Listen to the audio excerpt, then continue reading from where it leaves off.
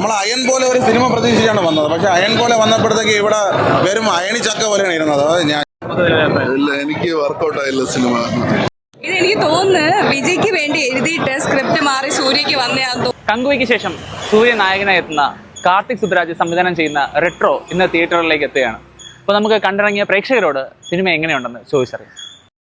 പടം പിന്നെ അത്ര പോരാ, എന്തായാലും ആവറേജ്, എക്സ്പെക്ടേഷൻ അത്ര ഇല്ല, ആവറേജ്. മ്യൂസിക് ഉള്ള അത്ര തന്നെ, വേറെ ഹൈപ്പിൽ അത്ര ഒന്നുമില്ല. ട്രെയിലറുള്ള കത്ത് മാത്രം കൊള്ളാം, അല്ലാതെ പ്രത്യേകിച്ചൊന്നുമില്ല. ആക്ടിങ് വൈസ് കൊള്ളാം, പക്ഷേ പടം ഒരു ചെറിയ ലാഗ് കാര്യങ്ങളൊക്കെ ഉണ്ട്. കാർത്തിക് സുബ്രാജിന്റെ മേക്കിംഗ് ഒക്കെ അടിപൊളി, പക്ഷേ ആ ഒരു ടച്ച് നമുക്ക് അങ്ങനെ പ്രത്യേകിച്ചൊന്നും തോന്നുന്നു. അത് ഇത് തന്നെയാണ് ബെറ്റർ. എനിക്ക് ഒട്ടും വർക്കൗട്ട് ആയില്ല. സ്ക്രിപ്റ്റ് വൈസ് തന്നെയാണ്. കാരണം എന്ന് വെച്ചാൽ നമ്മളെ കണ്ട് ഒരു പുതുമയുള്ളൊരു സ്റ്റോറി ലൈനല്ല ഇത് തുടക്കത്തിലേക്ക് കിട്ടുന്നത്. അപ്പോൾ അവിടെ നിന്ന് എന്തെങ്കിലും യാതൊരു പുതുമ തരാൻ ഒരു സിനിമയുടെ ഒരു ഘട്ടത്തിലും സാധിക്കുന്നില്ല. പിന്നെ അതുപോലെ തന്നെ ഇമോഷണൽ കണക്ട് യാതൊരു ഘട്ടത്തിലും സിനിമയ്ക്ക് തരാൻ സാധിക്കുന്നില്ല. എവിടെയെങ്കിലുമൊക്കെ നമ്മുടെ ഒരു സിനിമയുടെ ഗ്രാഫ് ഉയരും തോന്നുമ്പോഴത്തേക്കും വീണ്ടും താഴോട്ട് പോകുന്നൊരു കാഴ്ചയാണ്. എന്തൊരു പറയാൻ, ഒരു വിധത്തിൽ പടം തീരാനില്ല.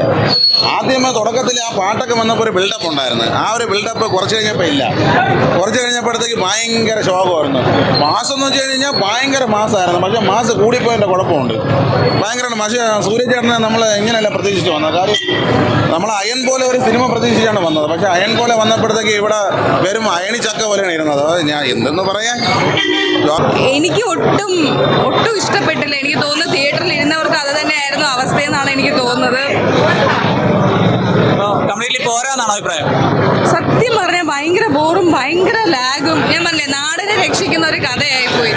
എനിക്കറിയില്ല സുബ്രാജ് എടുക്കുന്ന എല്ലാ പടവും, എനിക്ക് പുള്ളിക്കാരൻ്റെ പേട്ട മാത്രമേ ഇഷ്ടപ്പെട്ടുള്ളൂ. എടുക്കുന്ന എല്ലാ പടവും ഇങ്ങനെയായി പോകുന്നല്ലോ എന്ന് കഷ്ടം തോന്നുന്നു.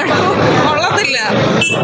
കുഴപ്പമില്ല, കണ്ടുകൊണ്ടിരിക്കാം സൂര്യ. പക്ഷേ ഒരു എന്താ പറയുക, ഒരു വിജയുടെ സ്ക്രിപ്റ്റ് സൂര്യ എടുത്ത പോലെ ഒരു ഫീലാണ്.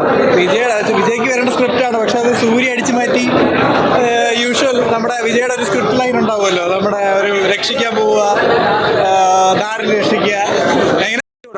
നല്ലൊരു ഫസ്റ്റ് ഹാഫ് ആയിരുന്നു. പക്ഷെ സെക്കൻഡ് ഹാഫ് കുറച്ചൊരു അപാകതകൾ കാരണം നമുക്ക് കണ്ടിറങ്ങുമ്പോൾ ഒരു ആവറേജ് പടന്നേ പറയാൻ പറ്റുള്ളൂ. കാർത്തിക് സുബ്രാജിന്റെ പടത്തിന് എക്സ്പെക്ട് ചെയ്യുന്ന ആ ഒരു എക്സ്പെക്ടേഷൻ മീറ്റ് ചെയ്തോ?